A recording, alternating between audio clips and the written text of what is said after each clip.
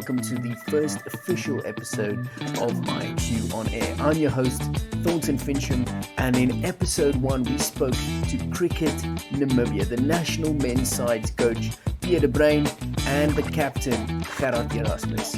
They spoke about their ups and downs throughout their campaign, what they're building on, and much more. We also played a fun game in the end, so I hope you are looking forward to that. Thank you for tuning in. If you haven't done so, like and subscribe to the channel to see more of our bi-weekly episodes. This is IXU On Air. Let's go. I feel so honored today. We have Team Namibia with us today in the studio, and I just want to welcome Pierre de Bruin and Gerard Erasmus. Welcome to IXU On Air. Thank you, Thornton. Nice to be here. Thank you very much, Thornton. It's nice to be with you guys.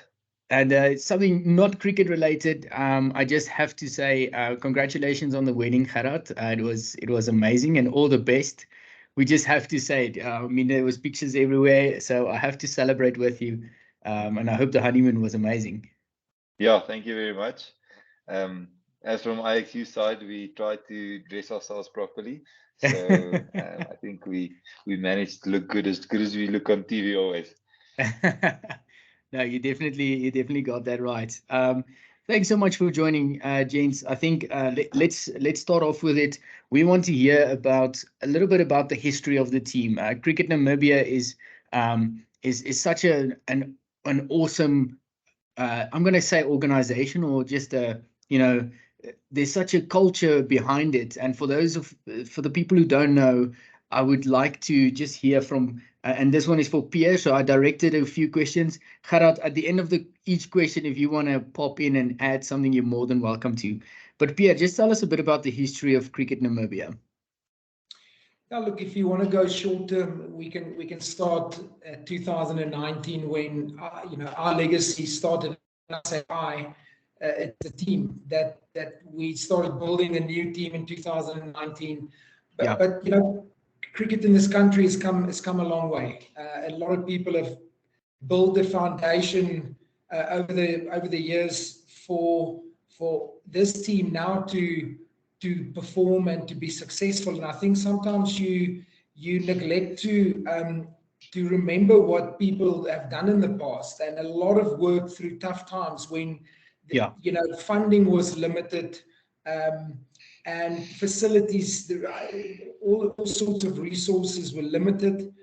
And I suppose that, everyone that's played a part in the history of Cricket Namibia, we need to congratulate them as well. And, in 2003, Cricket Namibia participated in the Cricket World Cup in South Africa, where it was their first World Cup ever.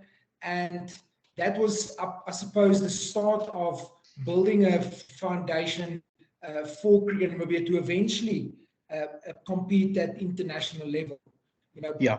Our current patron in Francois Erasmus and many others, the late D. Takur, if I can just name some of them, honestly played such a massive role in building those bricks slowly for us then in 2019 to start this special legacy that we've had. In 2018, late 2018, somewhere there, this team lost against Botswana. So it was really tough times for Cricket Namibia at that stage, and we had to start a new chapter, and that chapter started with the culture. That for me is where you need to start, because ultimately I knew that these players have got a lot of potential. There was no doubt about it. Very talented, good people, but there was no direction. There was no vision. And the moment you create a vision, then there are dreams now, and goals that that's the direction towards the vision. And I believe that vision was the one that pulled the guys into that direction, nothing else, not the coach, not anyone else. It was just that vision, that dream that I want to be part of that. So in terms of our history, 4.5 years later, it's a really special legacy that this group have started to build in 2019 and continue to build Yeah. um, in in in a manner where it has evolved so much. If you look at year by year, and with a gap year with the lockdown that we've Yeah. had, all sorts of challenges that have come our way, but also just fantastic memories that we've built. Just think that in the 3 or 4 years we managed to participate at the global stage in 2 World Cups, where the last World Cup was in 2003. So Yeah. I always remind people to pinch themselves every day still, because those memories are memories that is very special in my heart, because I know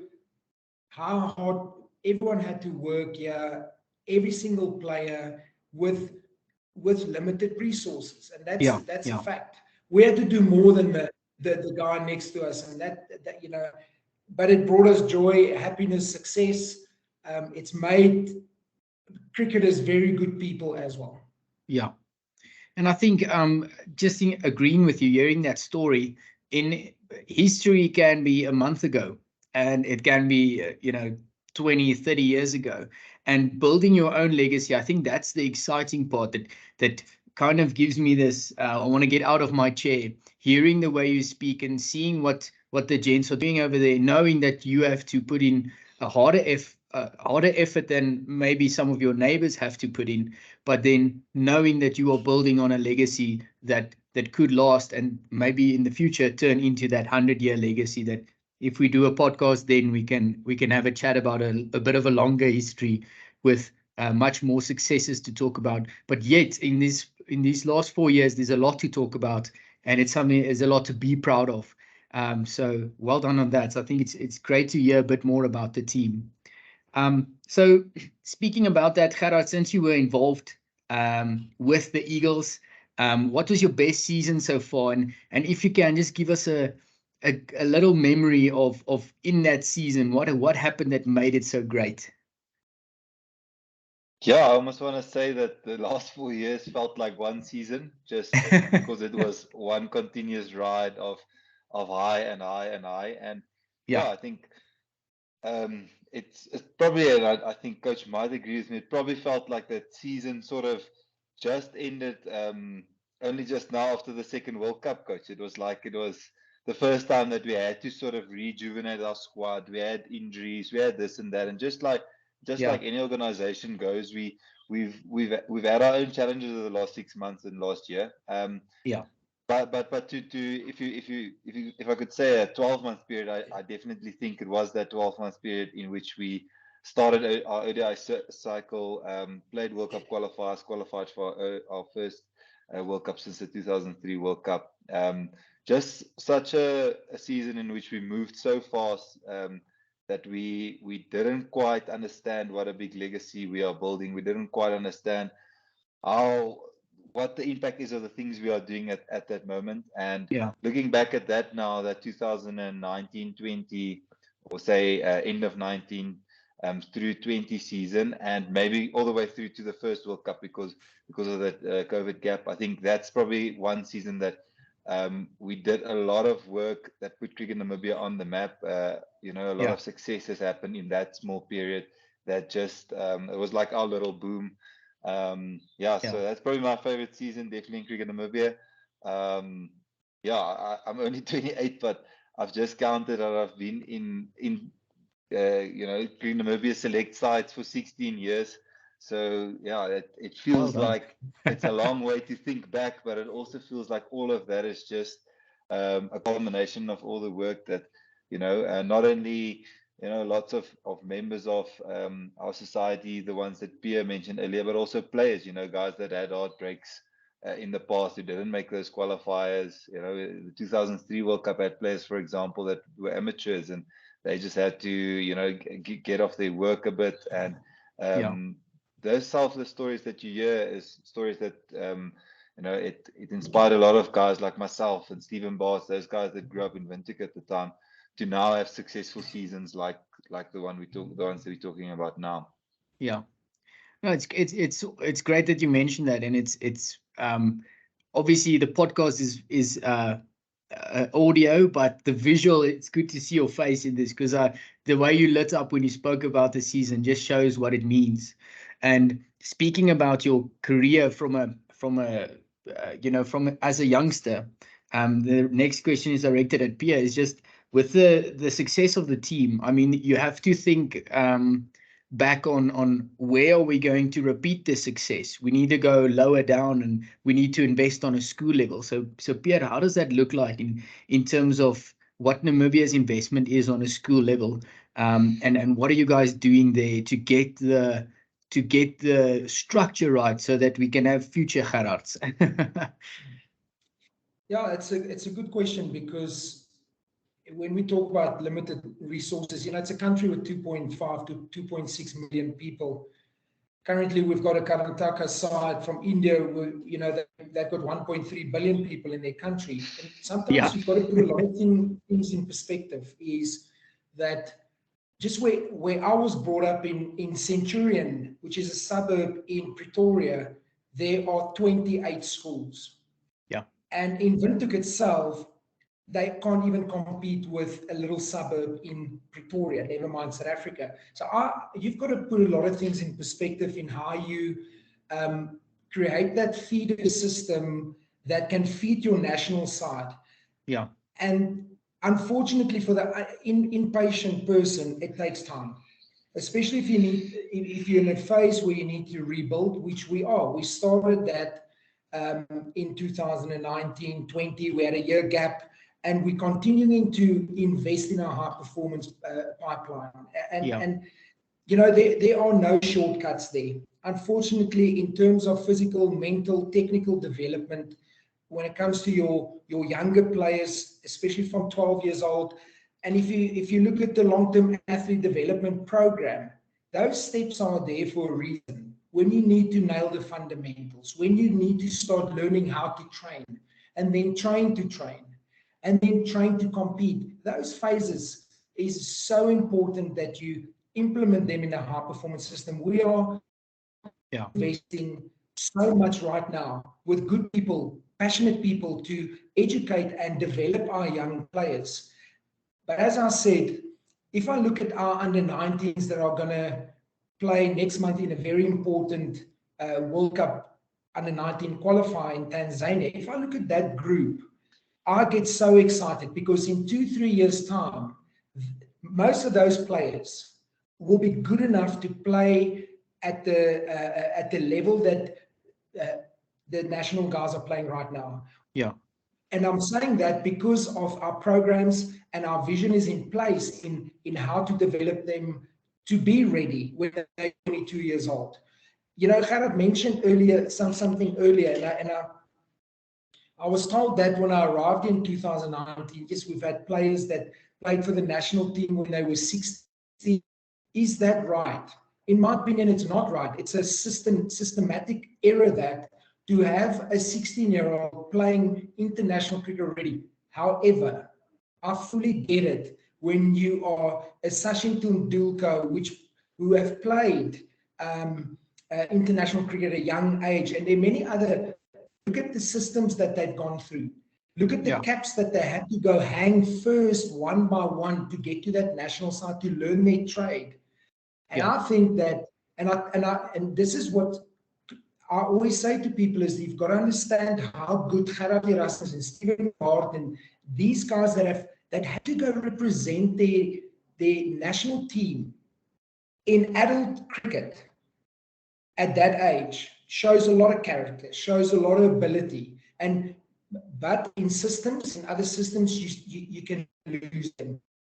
You can lose them because they've tasted the highest level too early, and they crack and they go. They go work. We didn't. We were fortunate enough, but Gerard will agree with me. There have been a lot of casualties in cricket in Namibia over the last 6, 7, 8 years in terms of too early. I got knocked out for a year. Goodness. At 16, I got knocked out for a year. I was out at 17 and then only back at 19. So Yeah. Exactly. No, and that makes, I think that makes the whole program that you guys are busy investing in so much more worth it. And I think what's a reality of the world is that success breeds success. And as they are looking up to the players that are playing now and playing these big qualifiers and big games and representing all over, just by saying that the under 19s are now going to represent Namibia in such a high stakes game shows that even at under 19, there's a structure for them to operate in. And that's great to see. I mean, that's great to hear as well. And you also mentioned patience. I think we don't necessarily have patience, especially in the sporting world. Mm. If you watch your team play and they lose, you you lose a lot of hope. And I mean, I speak from South African point of view as well. If the Proteas perform, everyone's very happy. If they don't perform, we're very sad. And I understand you have to deal with that same impact from critics around the world saying, okay, but is Namibia going to repeat this success? What does success look like? And I feel that the program that you guys are investing in is definitely something that is going to last. It's built to last, and it's built to create a structure where there's repeated success over the years. So well done on that. Yeah, I think if there's one thing that I can add there, when I started, as I said earlier, when I started as a 12-year-old in Cricket Namibia, there was only one academy in town. And, after our first successes in the 2019-20 season, you can ask Pierre, the academies around the city started popping up. So within about 6 or 12 months, there were 4 or 5 academies in town all of a sudden. And, that's great. that's the type of, I think, patience and Pierre being a high performance expert, that's the type of the way in which you go and do your work, patiently hanging your cap everywhere. We need those kind of systems in place from from the young kids all the way up. So slowly but surely, those successes will be reached by Namibia in the future. It's just those growing pains that sometimes perhaps me and coach want a few players now already. It's like, where are they? Where are the guys to replace someone when they get injured? So, I think being patient and setting up those proper structures for the long term is what's happening at the moment, and it's really great to see. Yeah, no, definitely. And I love speaking about Namibia, and I love speaking about the structure. Let's go a bit international. Gerard, I want to hear from you. How are the players from a Namibia side then? How are they doing internationally? Where are they getting exposure? And are there some standouts in the team that are performing overseas and are representing a small country in a big cricket world? Obviously, a guy like David Visa has been someone that came in a season or two ago, and he's really our main sort of international image. I think he has paved the way for many of us, also doing well in the in T20 World Cups and on the T20 front to go out and get international exposure. So I think David has obviously led the way. He's made lots of us also believe that you can go out into the world and ply your trade wherever. So yeah, we've long as management also tried to discuss that to get guys out in the world playing cricket. We've had, for example, camps with the Calanders where we sent 3 of our players to the Calanders, and the tournaments like our global T20 that we have give us great exposure to players, to international players outside our World Cup tournaments. So I think that, in short, is where lots of us get our international exposure. We've had more and more players also playing abroad in smaller or bigger T20 tournaments, and that's something that it's really the way that cricket is continuously developing at the moment is really going abroad, learning new skills, playing against the best players all the time is really important to get that that feel all the time of where the game is at, where how you can measure yourself against the rest. I think in the 2 World Cups, I mean, Coach, how much did we develop in that short space of time? If you think about the way our first T20 World Cup just leapfrog a lot of our players, and that was a 4-week tournament, or 10 games, and those 10 games at that level, it just requires you to bridge the gap. So if your level is here, and you start physically getting involved on that level, it just automatically and naturally closes the gap a little bit. So yeah, I think. And I suppose Maribel, as a very modest man, he's a good example of how guys are holding themselves at that level from an individual point of view, but there's also from a team perspective where we've got to also remind ourselves that we've, as a team, we've won a T20 series in Zimbabwe against Zimbabwe last year.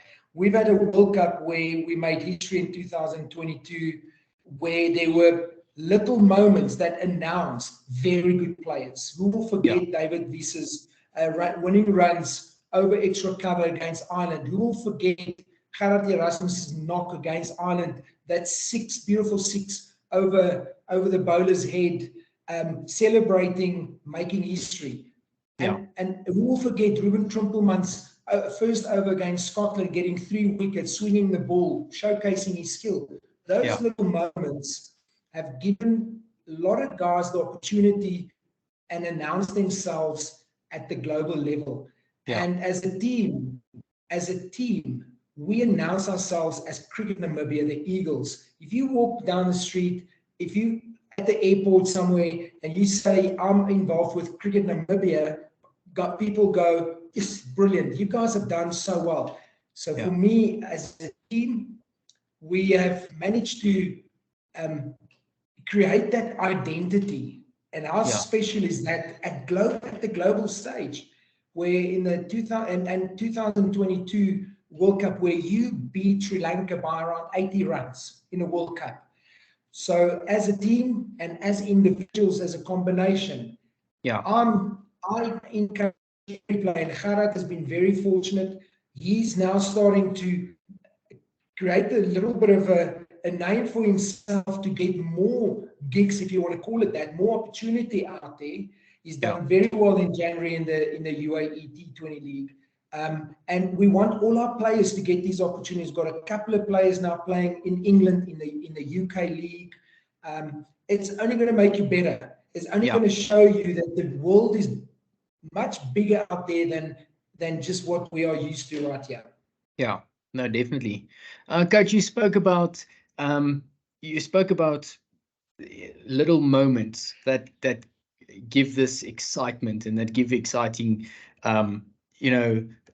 give an exciting vibe and environment. Now, obviously, there's not always ups, and during this past 4 years, you don't always get ups, and we like to speak about the ups, but it's true that you can learn more from one loss than you can learn from 1,000 wins. So I want to pick your brain a bit, both of you, and this question is for both, is how do you deal with the ups and downs in a game or in a season, like, for instance, the 2022 T20 World Cup, the ups and downs you experience there, or how do you guys deal with that? Because the ups are good and you can ride them, but when the downs come, how do you deal with that?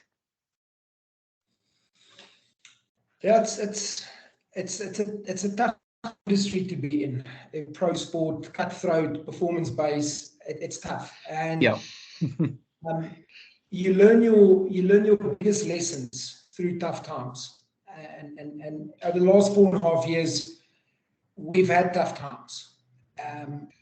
There's no doubt about it. But we've had more success than tough times.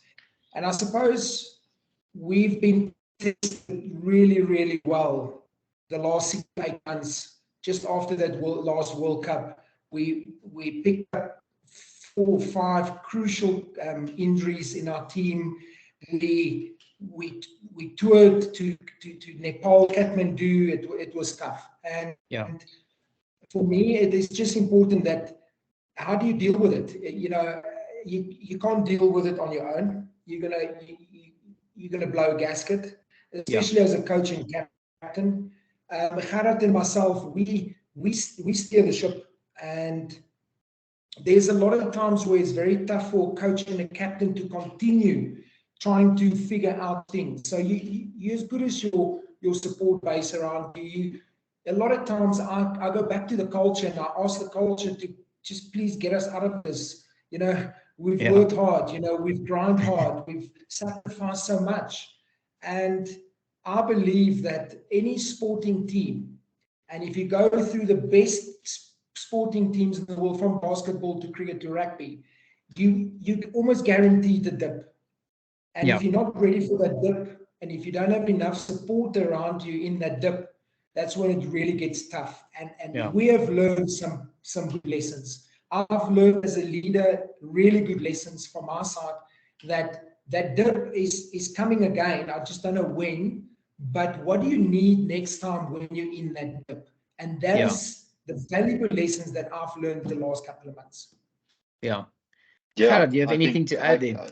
no, I can only agree with that. I think obviously as a person, you have as an individual, you need a support base around you. You need, it's like the resources in a business. You need people around you to support you. And I think obviously whether that's your family, your friends, or whatever, but as a team, as coach says, that support base really as a team has been our culture. So we've had lots of small little ups and downs within that success. In 2019, even when we were flying at our best, we had little things to sort out. We had, maybe it was discipline, maybe it was this and that, but there's always those little things that you need to rely on your base. And our base has definitely in the team been the culture that has been installed largely by our coach and his his staff. So I think that's my main answer from a captain side. And yes, as an individual, you need to be able to ride out those waves. I think I watched a documentary on Elon Musk, for example, the amount of huge steps he had to take, where he was almost bankrupt, all the way to the top now in 2023. And like Coach says, those things are inevitable. It's just about how you, as an individual, know what you need next time and as a team, know what resources and what strengths and what values you need next time to handle it better, and to stretch yourself even more, tap more potential out of the players and out of yourself. And we're largely in that stage still at the moment, and we're getting to a place where we now start to understand what do we need to go one level higher, because just yesterday we were speaking in the team again. All the associate nations aren't standing still. There's a queue of 8 waiting behind us again to go past us, and that's how you need to continue developing and continue to be even better. The pass mark now isn't good enough next year, and that's where we're looking to go. And luckily, with the right people on board, we always at it. We always want to do that. Yeah. No, thanks for sharing, James. I think from what we experience as IXU is that whenever we are involved with you guys and whenever we have conversations or visits, it is a community, and we realize that the strength lies in that. Every time that we communicate, it just speaks community without you guys necessarily promoting it. And I think that's the first one. And being aware that there are people behind you, but continuing working hard, that just shows a type of resilience that hopefully can carry you over the line time after time. And it's great to hear. Thanks for sharing, James. So largely it's been a serious interview. I've enjoyed it very much. We want to land it on a softer note every time. So we prepared a little a game for you guys called Mad Lib Cricket. Okay, so obviously we are giving away one of the answers because it says cricket. But how Mad Libs work is I will ask for different parts of speech. So we're going back to the English class from Gerard and Pierre that they need to complete, and it fills in with a bigger story. And then I will read the final story when we have all our words, and hopefully it doesn't come up too catastrophic. Hopefully we have a funny we have a funny story at the end. So this Mad Lib is called Go Team, and I'll ask interchangeably. I'll ask Gerard and then Pierre, Gerard until we have all our words. Is that all right? Are you gents all right? Are we allowed to make notes? You are allowed, and you're allowed to have what an adverb is on Google. Yeah, allowed to have that open if you want. Like nouns and adverbs. Yes. Okay. Well, English class, coach, you back in school. Here we go. Okay, Gerard, first word from you. Name a sport. Any sport. Football. Okay. I thought you were going to say cricket. That was right there, man. Okay, we got football. Okay, coach, an adjective. Beautiful. Okay, oh, that's a beautiful one. Okay, Gerard, a season. Summer. Okay. Then coach, an article of clothing. A hat. All right. Okay, this is going to be funny. Okay, so today's ad lib is called Go Team. Here's what you wrote, guys.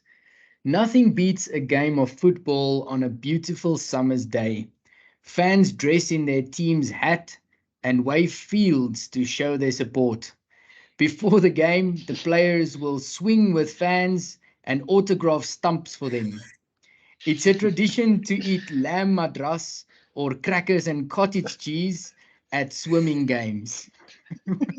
When a team scores a stadium, the fans will achieve and paddle slowly.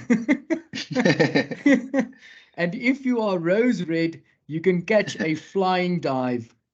Gift shops sell souvenirs like blue eyes and dolphins to remember a kind day at the game. Yeah. Well done. Thank you, gents. This was a good game. Thanks for Luckily, we're only into participating. cricket because we clearly don't know what's going on in the other sports. Yeah, it sounds like a very creative sport. I would definitely want to attend a day at this football game. Yeah. I'm worried about the diet. Yeah. Gentlemen, thank you so much. This was really fun, and it was good to have some insight on Cricket Namibia. Thanks for being on IXU On Air. And all the best for the preparations and the next games coming up. We look forward to seeing you guys on television and the rest of you guys on the TV all around. Thanks for your time. I really appreciate it. Thank you very much. Thank you very much. And then keep well. Thank you so much for watching. Be sure to like and subscribe, and we'll catch you in episode 2. Cheers for now.